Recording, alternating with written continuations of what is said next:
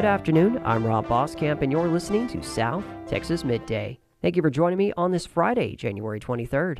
Governor Greg Abbott declared a state of disaster across more than 130 counties across Texas in advance of this weekend's winter storm. Houston Public Media's Andrew Schneider says Abbott is assuring residents the power grid will hold, but that they should anticipate local outages due to the weight of ice on trees and power lines. Abbott joined the head of ERCOT and the chair of the Public Utility Commission in saying that the grid had been greatly strengthened since the winter storm of February 2021, with multiple redundancies built into the system to prevent another massive failure. We should anticipate some local isolated power outages because of damage to trees, damage to power lines.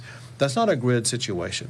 We feel very confident that for the entire grid, there's going to be abundant power available throughout this entire winter storm. Abbott said the storm will not be as severe or as widespread as the winter storm 5 years ago, but that people would be making a mistake if they did not take it seriously. I'm Andrew Schneider in Houston. In addition to South Texas residents preparing their homes and supplies for the harsh conditions, wildlife centers and nonprofit organizations along the coast are preparing for the weather as well, which will no doubt affect their inhabitants. We're getting enough experience with these intense freezes now that we've got a well-oiled and proven plan. That was President and CEO of Texas State Aquarium, Jesse Gilbert. He also mentioned that the aquarium could assign a ride-out team to keep an eye on the animals. That decision will be made as early as tomorrow. We start making sure that all the animals that need to be moved inside that typically live outside are moved. We've already run through all the heaters.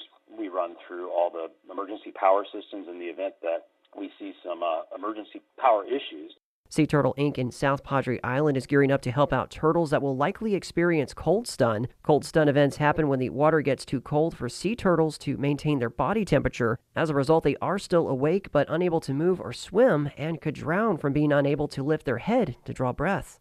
This is something we are exceptionally ready for and plan for on an annual basis. So in these days in advance of the storm, it's really about, operational review. So we're looking at good communications with our volunteers. We're making sure supplies, bins, bags, medical gloves, medical supplies. We're making sure our resource vehicles are gassed up. We have a boat response group that is, prepping and getting ready. So it's really just literally the calm before the storm while we gear up.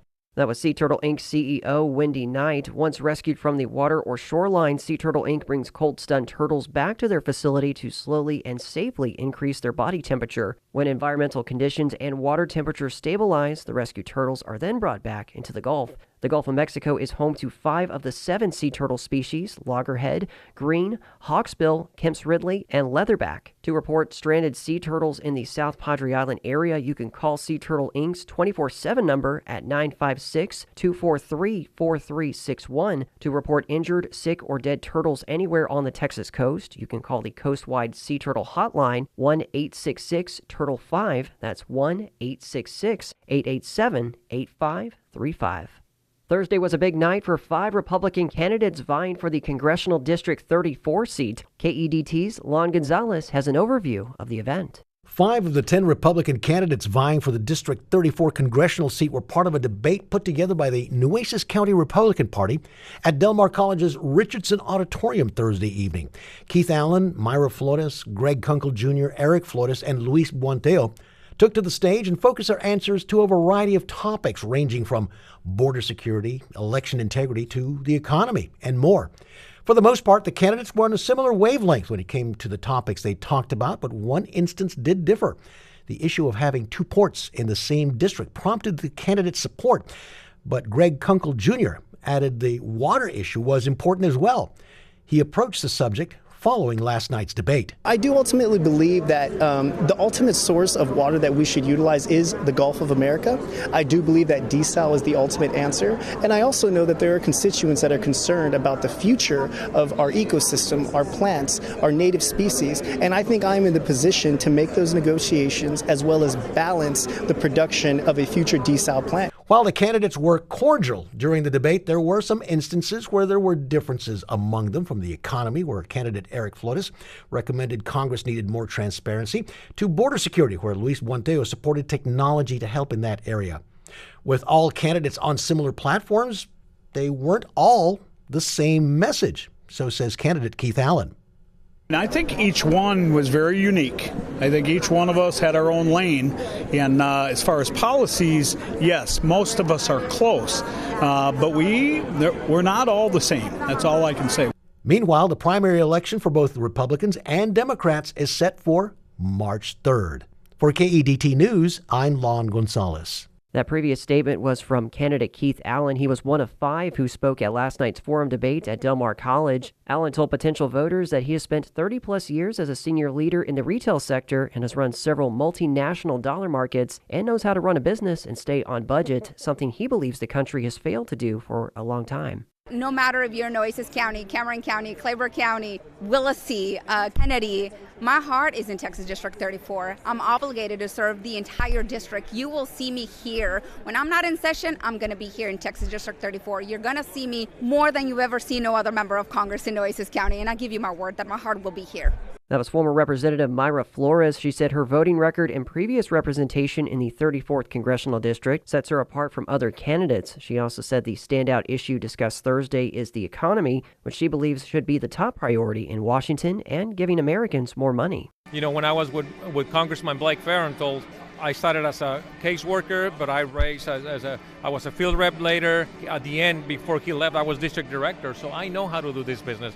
I know how to run a district. I know the amount of people you need, how to do it, and my district will be ready on day one. That was Luis Puenteo, who says he has the integrity for the job to go along with his experience in Congress to have the Congressional District 34 office ready to go day one. Puenteo also believes his experience along with foundation in faith and family makes him an ideal candidate who can stand on his morals in Washington, D.C. We need to send somebody into the general election who can actually beat Vicente Gonzalez. And that's why President Trump could have easily endorsed my opponent for the 3rd time.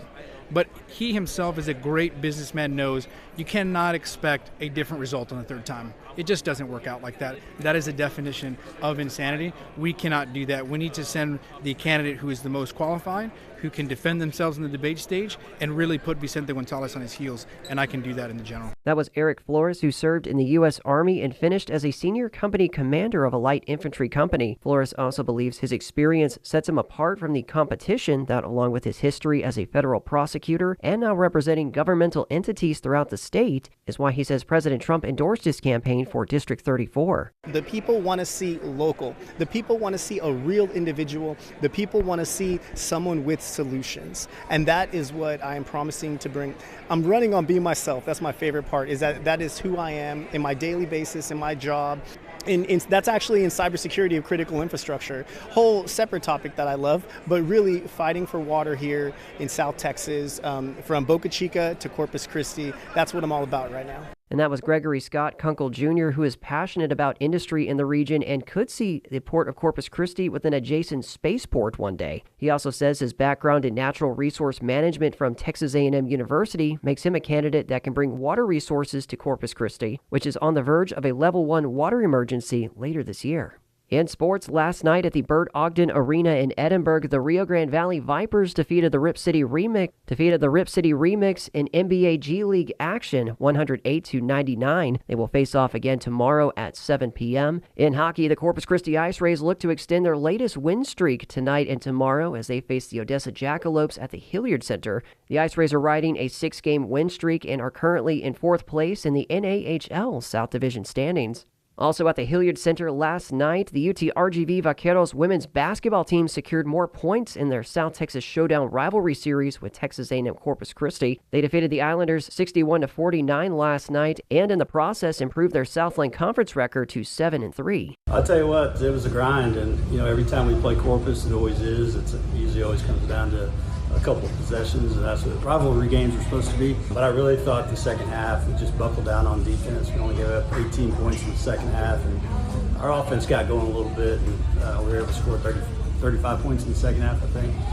So really just finishing the game and making our free throws down the stretch. But I really liked the way we moved the ball in the second half, finding the extra cutter, the extra man. We moved well without the ball, and I thought that was the difference in the game. That was UT RGV women's basketball head coach Lane Lord commenting on Thursday's win. Freshman forward Chaslyn Detter scored 16 points with 3 3-pointers and 6 rebounds to lead UT RGV to its 4th consecutive win over the Islanders. Junior guard Jalea Ingram tabbed her second double-double with 15 points and 11 rebounds to go with 3 steals. The Islanders, now 2-8 in conference play, had 3 in double-digit scoring, led by 13 from Kenari Holiday, who had a double-double with 11 rebounds. Chelsea Wooten scored 11 with 8 assists, and Raina Williams added 11 points with 9 rebounds. The Vaqueros men's and women's teams will head to Houston Christian University for SLC games tomorrow. Islanders men and women's basketball will be in San Antonio tomorrow for conference action against the University of Incarnate Word. On Monday, the Islanders and Vaqueros will pick up their South Texas Showdown rivalry series with men's basketball at the Hilliard Center, and Texas A&M Kingsville men's and women's basketball is in Angelo State this weekend for Lone Star Conference action tomorrow.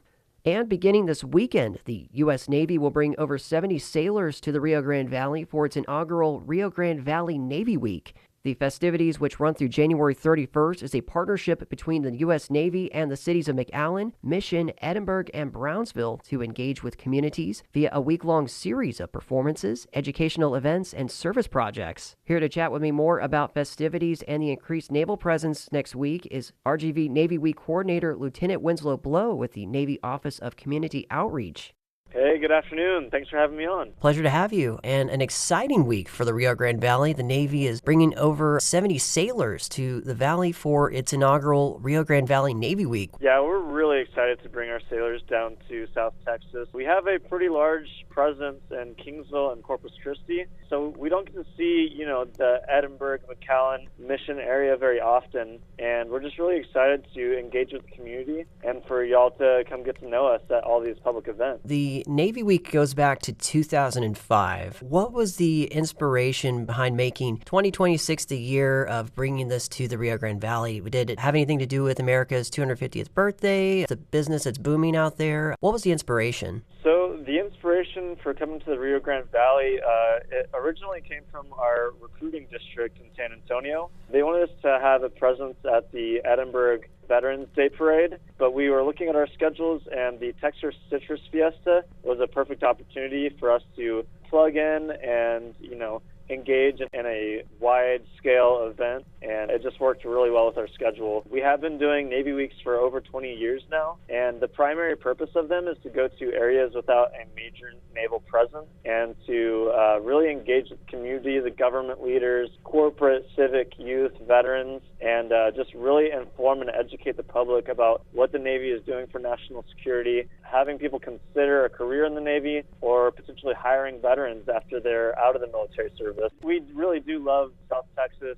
Brownsville has a port. There's a lot of great opportunities here. Actually, the Blue Angels will be performing in Kingsville in April, so that's a big one. I know Houston's a little bit far away, but we've got our inaugural Houston Fleet Week coming up, I believe in April as well. Texas is getting a lot of love from the Navy, and we're excited to connect with the people down here. I can say personally, from my site visit to Edinburgh, we were just embraced immediately from the community. They have so much respect and admiration for the military, especially, with our namesake connect, USS Freddy Gonzalez, who is the Medal of Honor recipient from Edinburgh. We've had a connection to the area for a long time, and we're really excited to come back, and hopefully we can continue our partnerships into the future as well. And there's also ties when you look at the greater South Texas region. Rear Admiral Fanley, he's a naval aviator who's flown 35 combat missions, and he's previously served as a training Air Wing 4 Reserve Commander at Naval Air Station Corpus Christi, and he's going to be a part of this event as well. Yes, absolutely. He is a Texan. He loves Texas, was a Reserve Commander at Naval Air Station Corpus Christi, and, he's a war hero in his own right. I know he's excited to come back to Texas. He's excited to connect with the community and the leadership down here and to really give back to the communities that helped him achieve his goals